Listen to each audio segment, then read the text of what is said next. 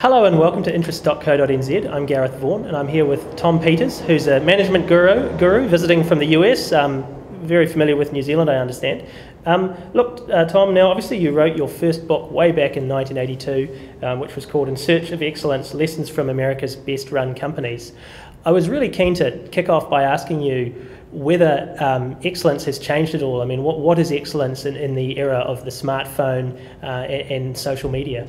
Well, let's talk about basics. The book became a bestseller, and like most good products, it was a reasonable product with perfect timing.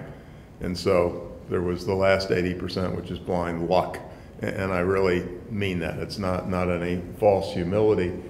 But I think one of the reasons was, no way you can gather evidence around this, was that we may have been the first people who associated the word excellence with business. You know, when you're talking about rugby, when you're talking about football, when you're talking about opera, when you're talking about theater, excellence is a word we use, and it rolls off our lips, and it's common as dirt, but it isn't with business. And so our hypothesis and my hypothesis in America, our football, which is disrespected all over the world, we use soccer and football, but at any rate, to my point, on a professional team there are 53 players. And my point is that any organized group of human beings is attempting in some fashion to be of service. And I see no difference, and I literally mean this, between a 53-person professional football team in the United States and a 53-person finance department in a big corporation. It is 53 of my fellow human beings trying to do something of value. And you know, I couldn't feel more strongly about that. So at the most important level, and you can't measure it in terms of profit and loss.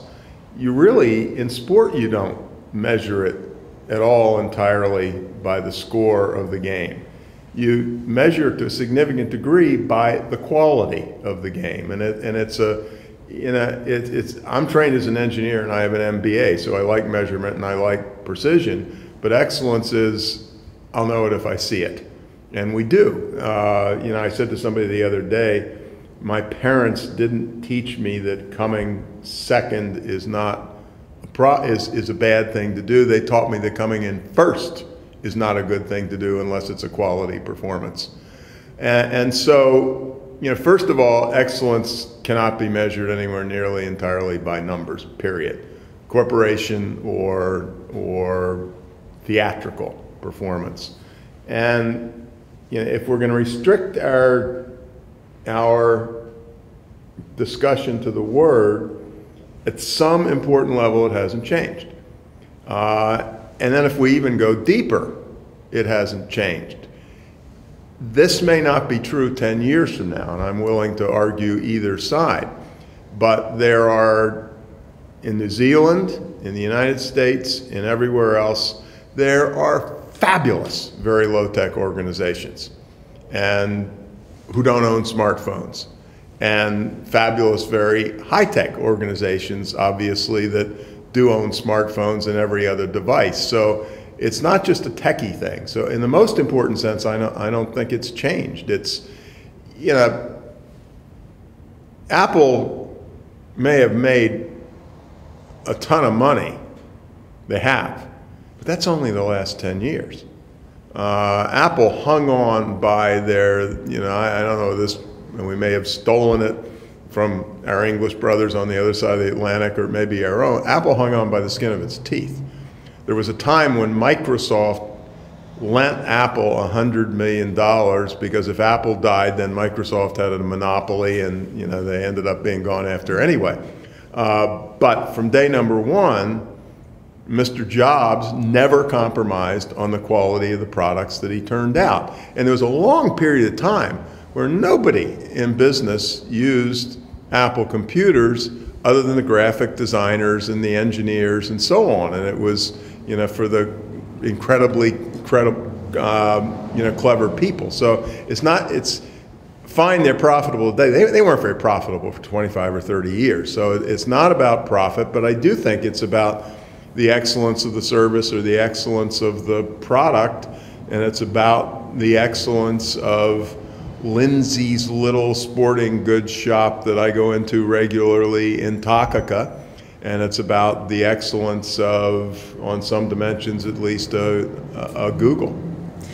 Now, a nice quote I found you making in a video I saw was in terms of profit, and you were sort of making a point that if companies make big profits, then they have the ability to hire fabulous people and take extraordinary and interesting risks. You mentioned Apple there, and Apple's one of several companies at the moment that's under pressure all around the world for the way that it pays or doesn't pay its tax.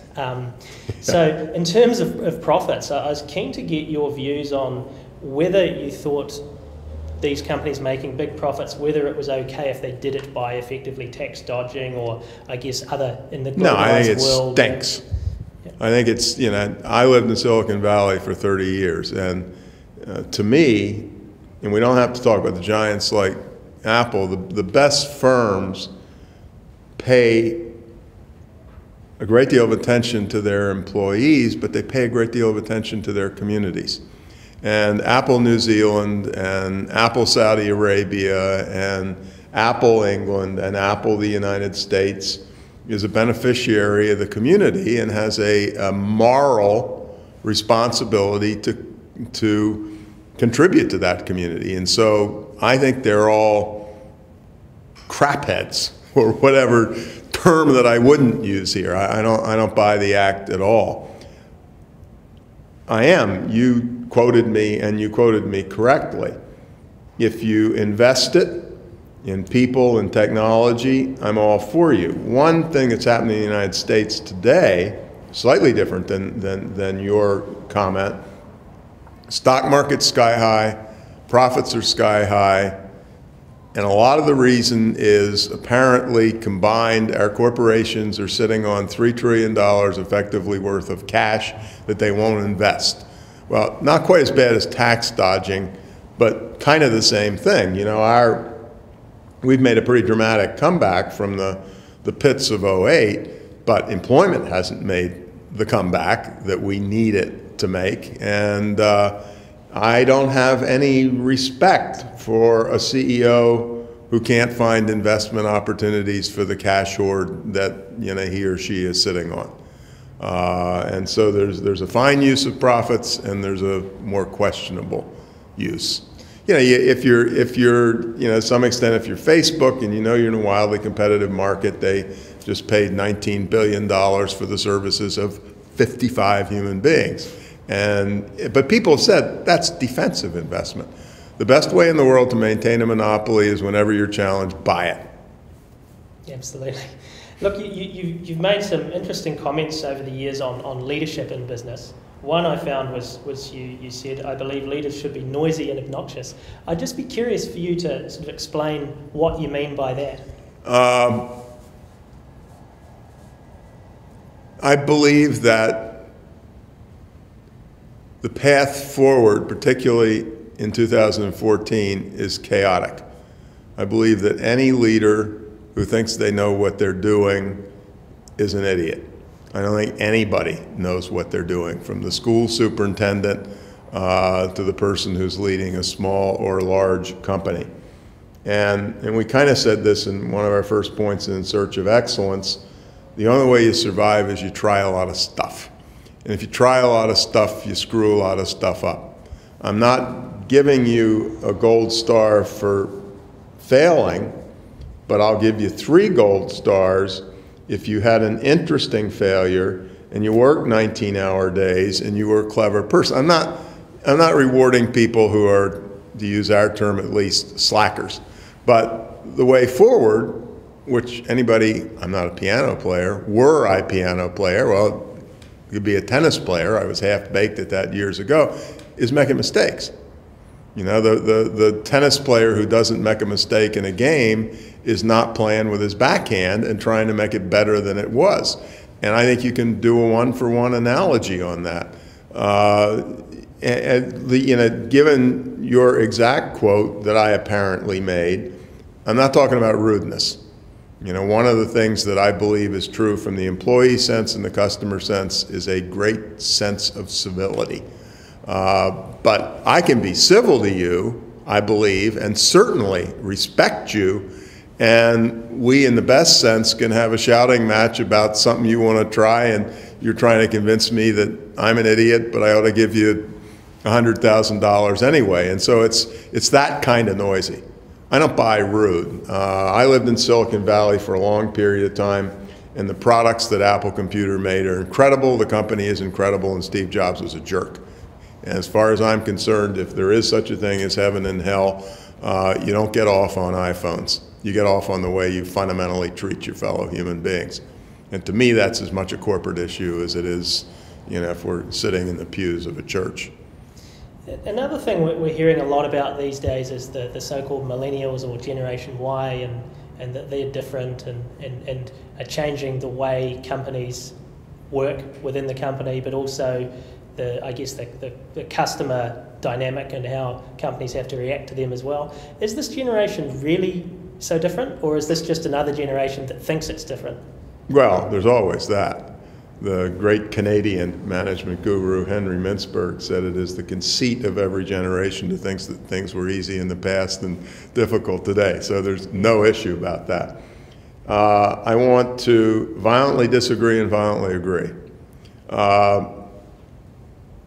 If people in the workplace are treated with deep-seated respect, they respond positively.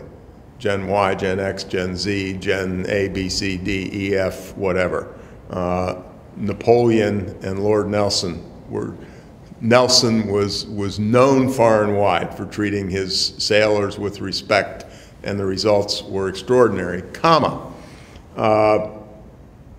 I'm 71, but forget that. Let's make me, which I'd love to have happen, let's make me a child of 51 or 45.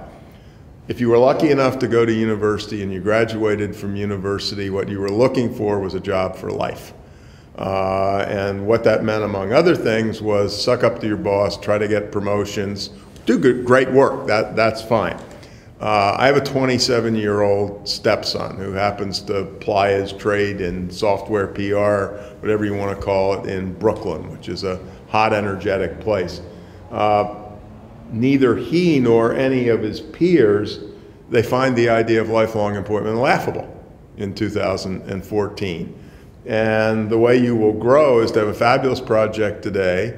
You're my project boss. You'll really think I'm doing fabulous work. And so there's another interesting project going on over here, and you're my network, and you'll say, God, that Peters guy really did a fabulous job for us. What you're doing is great for him. You know, use him. And so life will be a progression of interesting projects without the continuity of doing what my dad did and working for the same company for 41 years. My father thought I was nuts when I got out of the Navy and went to work for McKinsey. Not exactly the worst place in the world, but as a job jumper. You know, and so I think they are different, arguably, in that sense. But the leadership is different in that I respect that. You know, there was a great guy in research and development at a very high-tech chemical company that we had near me. It was called Raychem. They've been bought by somebody else since then. But his reputation was fabulous back in the 1980s based on what I just said. What he was famous for was saying to you after you had done a fabulous job on a project, God, I would love to promote you, but when I look at our organization, you know, the odds aren't high in the next 2 or 3 years, and you're too good for that. And Joe Smith over here at the XYZ company has got the perfect job for you. And so he was spitting out his best people. Needless to say, everybody in the world wanted to work for him because he was a fabulous employer. Now, what was weird in 1980 is a lot closer to common practice today. But, you know, and again, the problem with commentary like this is New Zealand or the United States, we're not talking about the average employee in a small company. Most Kiwis and most Americans do not work for high-tech companies where there are 30-person project teams with people from all over the globe. And so, you know, there's a little bit of elitism, or a lot, in that conversation. Now, given you spend a bit of time in New Zealand, you'll be familiar with Telecom, which is one of our biggest companies here. They've recently announced plans to change their name to Spark. I'd be really interested in your views on big corporates changing their names. Pretty much consistent with what I've said to you so far. I'll give you a very strong yes and a very strong no. We had a diversified food company in the United States, and it had a really fabulous name, Consolidated Food. And one of their divisions, which had come from a bakery chain they inherited, was called Sara Lee. And they did terrific work. And at some stage of the game, they changed their name to the Sara Lee Corporation. And I understand that, and I buy into it. But you don't hide bad work with a good name. And in fact, I would argue it can be counterproductive. If I'm doing work, and I'm not talking about telecoms, I'm not going to go into the Kiwi part of things because my knowledge isn't that great. But if you run a company that has a fabulous reputation for crappy customer service and you change your name, you're going to go down 2 notches on my list, comma, and maybe you're going to go down 20 in the age of social media. Maybe you are going to be laughed out of the planet Earth in social media, which did not happen in the past. But with the big guys, Kiwi, American, whatever, social media is a double-edged sword. If you behave like an idiot, the odds are incredibly high today you're going to be convicted. So I'm not inherently against the idea, but I'm very against it unless there's the substance to back it up. Sara Lee was a fabulous company. There were pieces of the Consolidated Food portfolio that weren't that good, but they did have a reputation. They were an acquirer. Normally I'm against acquisitions, but their acquisition strategy was pay too much money for great companies. And so they had a quality record which made it not an abomination to call themselves by the name of this terrific bakery organization, which of course contributed to American obesity over the long term, but that's not our discussion today. We at interest.co.nz, we take a particular focus on banks and banking. I'd be interested in your views, I guess, and your outlook for banks, I guess, in a world where they're facing challenges from people like PayPal and Google and Apple, and peer-to-peer lending and all these new things, and what your advice to them would be. Well, I'd like to briefly go back 6 years. American banks misbehaved terribly, and as I remember from when I was over here in about '09, New Zealand, Australia, and Canada had the only decent banks on earth. And a lot of the reason for that is they had not gone in for wild experimentation. I'm sure I'll get my numbers wrong here, but I did something with the Westpac New Zealand people, and the guy who ran it started off the presentation. This must have been '09. And he said, 24 months ago, we were whatever, the 98th largest bank in the world. During the subsequent 24 months, we've done nothing, and now we're the 10th largest bank in the world. And my numbers are off, but the magnitude isn't. I think they have a tough job. The financial services industry, and I'm speaking about the United States, and I'm not a great expert, has become a technology industry. And I was reading a book recently, I think it was called Robot Futures, and it was talking about trading, and it said trading is nothing other than the war of robots now. And I have a friend who was the head of the math department for decades at Harvard. And he wanted his people to go on and develop great proofs and provide for humanity. So I'm losing all my PhD students to the banks, also NSA. But that's another story because they had the best toys. And so I'm in a conundrum about that if I'm leading a bank. On the one hand, and again, I really apologize for not knowing the structure, but it's a little bit like what I said a minute ago about Kiwi, Aussie, and Canadian banks. I spoke to a group in the United States called the Association of Community Bankers. And we still have a lot of small banks despite the consolidation. I fell in love with those people. because they were providing real services to their local community. They weren't crazy wild lenders, and if you went in for a small business loan, you were approved. You had a good idea, but you were approved in part because you were a solid member of the community. You weren't turned down because an algorithm told you that you couldn't be turned, you couldn't make it. And to a significant degree, I mean, that's happening in hiring, it's happening in every other thing. Banks clearly have to become innovators to a degree to which they haven't. There was something today in the United States.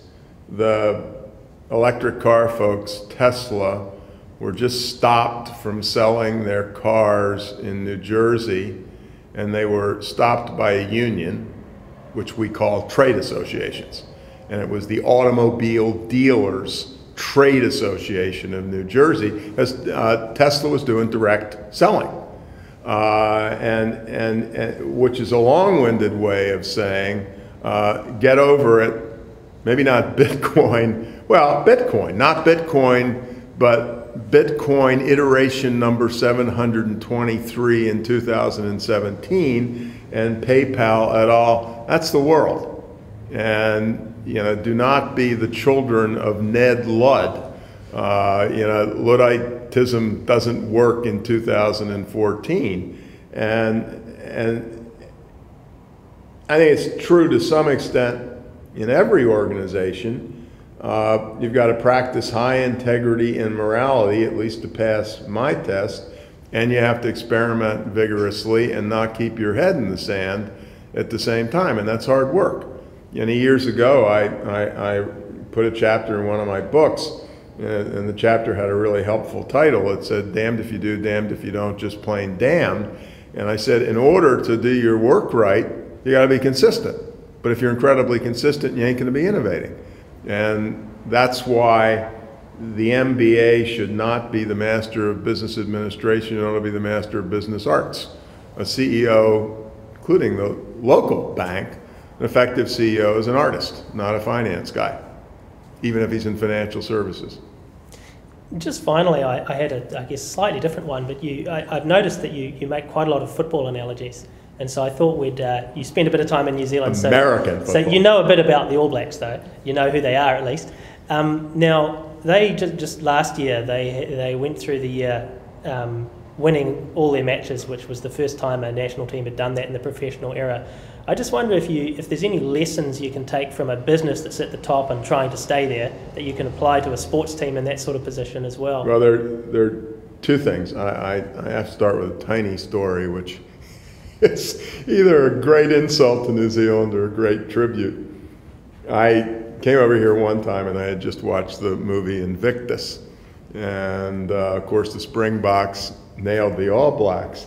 And so I said, look, I know you people are insane about the bloody All Blacks, but you lost the game and saved the Civil War. Is that okay? And the answer was no way.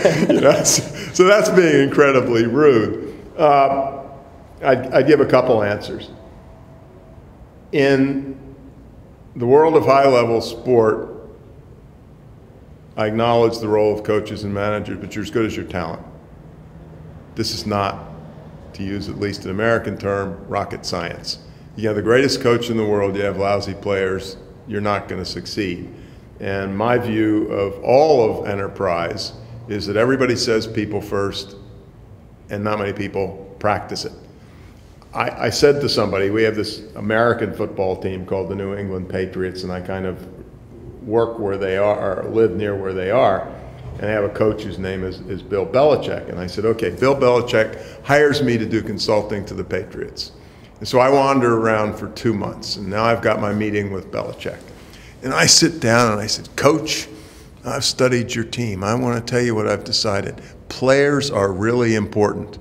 Now, this would be a breakthrough idea to a lot of CEOs, and Belichick is a big guy, and you would have seen blood all over the floor if I made a comment like that.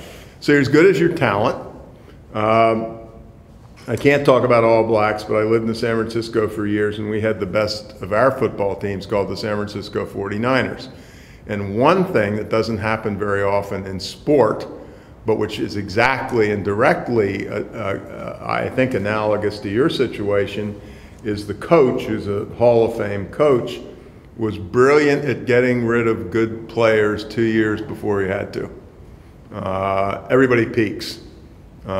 You, me, and everybody else. And these were people who were, as is true here, we have a quarterback by the name of Joe Montana who was 7 steps above God. Well, he tossed Joe out 2 years before he needed to and brought in young blood. And the other thing that happens is it's fabulous that you had an undefeated season, and the Niners never did that. 18-1 was their best season. But when you're rebuilding a team, you don't go undefeated, but long term you improve the odds dramatically. You do have to have talent turnover, and talent management is an almost impossible job in running a symphony or a telecoms company, and it's true in sport as well. And you've done better, if that's the right word, than most, but in our sporting environment, nobody stays at the top forever. And part of that is the finance part of it. If you have too high a payroll in the U.S., you pay a penalty for the reason that the professional leagues wanted to have some degree of equity. But that's another story. And so talent management, and I'm not arguing that this guy Walsh's strategy was the best in the world, but it's like business. People outstay their welcome on a football field, and if you have a professional team and the fans adore you, they're not terribly keen to see you. People hated Walsh, but then the next season he went 18-1, and their hatred was ameliorated to some extent. Absolutely. Well, look, thanks a lot for that, Tom. That's Tom Peters, a management guru, and I'm Gareth Vaughan at interest.co.nz.